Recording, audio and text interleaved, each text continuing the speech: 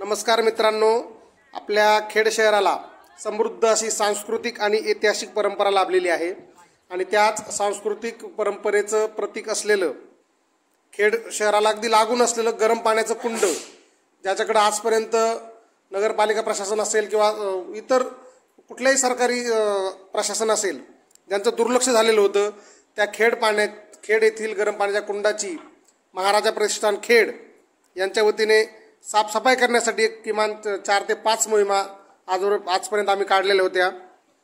पहिल्या दिवशी जेव्हा आम्ही या मोहिमेसाठी गेलो तेव्हा तिथं मित्रांनो अगदी अक्षरशः पुरुषभर उंचीचं गवत त्या परिसरामध्ये सगळीकडे वाढलेलं होतं। ते गवत आम्ही ग्रास कटरच्या माध्यमातून ते सगळं काढून घेतलं। त्यानंतर गवत काढल्यानंतर तिथं जेव्हा जे पेवर ब्लॉक्स बसवण्यात आलेले आहेत त्या पेवर ब्लॉक्सवर जवळपास 1 फूट मातीचा थर तिथं साचला होता। तेवढी सगळी माती महाराजा प्रतिष्ठानच्या सर्व कार्यकर्त्याच्या मदतीने आम्ही त्यातली सगळी काढलेली आहे। त्यानंतर ते गवत तिथलं स्वच्छ साफसफाई केल्यानंतर असं लक्षात आलं की तिथं 700-800 दारूच्या बाटल्यांचा खच तिथं एका कोपऱ्यात पडलेला होता। मद्यपींचा एक दारूचा अड्डा बनला की काय अशी परिस्थिती या गरम पाण्याच्या कुंडाच्या परिसराची झालेली होती। परंतु आमच्या सर्व कार्यकर्त्यांच्या मेहनतीने आम्ही हे गरम पाण्याचं कुंड अतिशय सध्या तरी अतिशय प्रेक्षणीय ठिकाण म्हणून आपल्या खेडवासियांना भेट देण्यासारखं बनवलेलं आहे। वरती आपण समोर बघू शकतो, तिथं गरम पाण्याच्या कुंडाचे जो मुख्य कुंड आहे त्यातला गाळ आणि पाणी काढायचं काम चालू आहे। वरती जे छत त्या गरम पाण्याच्या कुंडावरती घातलेलं होतं त्याची सुद्धा अतिशय दुरावस्था झाली होती। कौलं वगैरे फुटली होती सगळी, कुठं काय कौलं गळून पडली होती। त्यामुळं ती सगळी कौलं त्या छतावरची काढली। त्यानंतर त्या गरम पाण्याच्या कुंडाच्या साफसफाईला जेव्हा सुरुवात केली तेव्हा असं लक्षात आलं की त्या कुंडामध्ये सुद्धा मोठ्या प्रमाणात कचरा, गाळ आणि बाटल्यांच्या काचा असा मोठा खच त्या कुंडामध्ये झालेला आहे असं लक्षात आलं। त्यानंतर सर्व कार्यकर्त्यांच्या मेहनतीने आम्ही ते सगळं पाणी त्या बादल्यांच्या सहाय्याने कुंडातून बाहेर काढलं। त्यानंतर फावडी, टोपली, बादल्या यांच्या मदतीनं जो काही गाळ आतमध्ये साचला होता तो सगळा गाळ त्या कुंडातला काढून घेतलेला आहे। आणि त्यानंतर सर्व साफसफाई झाल्यानंतर वरती छतावरती कौलं बसवण्याचं इथं समोर आपण काम पाहू शकता, काम चालू आहे।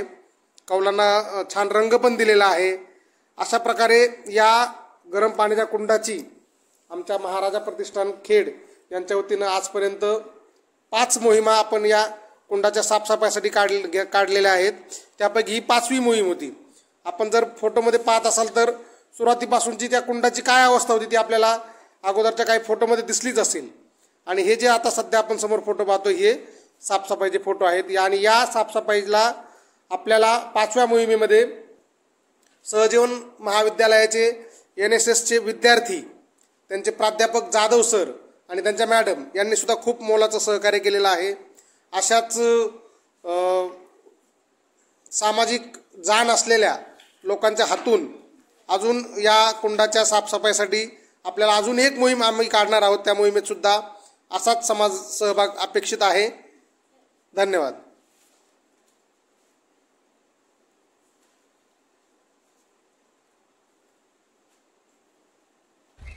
आणि NSS ICS खेड श्रीमान चंदूलाल शेठ सहजीवन हायस्कूल। तर आपण आज खेड इथल्या गरम पाण्याचं कुंड इथं श्रमदान मोहीम घेतली। खरं तर गरम पाण्याची कुंड संपूर्ण कोकणात पाहायला गेलो तर पनवेल पेणपासून अगदी राजापूरपर्यंत भरपूर ठिकाणी गरम पाण्याचे कुंड आढळतात। ज्वालामुखीच्या उद्रेकाची पार्श्वभूमी असलेला किंवा त्याच्या उद्रेकाशी संबंधित काही भूभागावरती हे गरम पाण्याचे कुंड तयार होतात। यामध्ये सल्फरसारखा घटक खूप जास्त प्रमाणात असतो। त्यामुळे बऱ्याच वेळा या पाण्याने आंघोळ करणाऱ्या व्यक्तींना स्किन डिसीज किंवा त्वचेरोग होत नाहीत किंवा कमी प्रमाणात होतात असं सायंटिफिक स्टडी सांगतो। त्याचबरोबर गरम पाण्याच्या कुंडाच्या त्याचे जे महत्त्व आहे ते अजून बरेच आहेत। इतर भूगर्भशास्त्रातल्या बऱ्याचशा हालचालींनंतर ते तयार होतात। खेडमधला हा गरम पाण्याचा कुंड खेडमध्येच राहणाऱ्या कितीतरी रहिवाशांना माहीत नव्हता। तर सुरुवातीला खेडमध्ये आम्ही महाराजा प्रतिष्ठान नावाची एक संस्था स्थापन केली आणि विशेष करून गड आणि किल्ल्यांचं संवर्धन करणं हा उद्देश त्याचा होता। त्याच्याच आधारित एक प्राचीन म्हणण्यापेक्षा खूप जुना असा गरम पाण्याचा कुंड जो दुर्लक्षित आहे तो सर्व लोकांसमोर यावा हा उद्देश ठेवून आपण इथं पहिल्यांदा गरम पाण्याच्या कुंडाची साफसफाईची मोहीम हातात घेतली. ही आपली 5वी मोहीम आहे. पहिल्यांदा जेव्हा आम्ही इथं आलो तेव्हा साधारण आपल्या कमरेबरोबर गवत होतं आणि भरपूर चिखल गाळ या सगळ्या भागात होता. तो सर्व साफ करून आत्ता आपण नेमक्या कुंडाच्या सफाईपर्यंत आलेलो आहोत.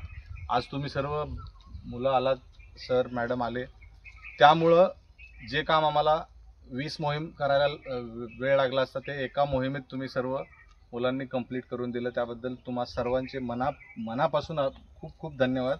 आणि त्याबरोबर अभिनंदनसुद्धा. अभिनंदन याच्यासाठी कारण अशा लोकोपकारक काम जे असतं तोच उद्देश NSSचा मुख्य आहे. राष्ट्रीय सेवा योजना जे म्हणतो, राष्ट्राची सेवा करण्याची योजना आहे. आता अप्रत्यक्षपणे जर आपण एखाद्या नैसर्गिक गोष्टीचं संवर्धन करण्यासाठी प्रयत्न करतो तर ती अप्रत्यक्षरित्या राष्ट्राचीच सेवा आहे. आणि तुमच्या NSSचं ते उद्दिष्ट साध्य करायला तुम्ही एक कारण ठरलं. त्याबद्दल तुम्हा सर्वांचं आणि तुमच्या शिक्षकांचं महाराजा प्रतिष्ठानकडून मी हार्दिक अभिनंदन करतो.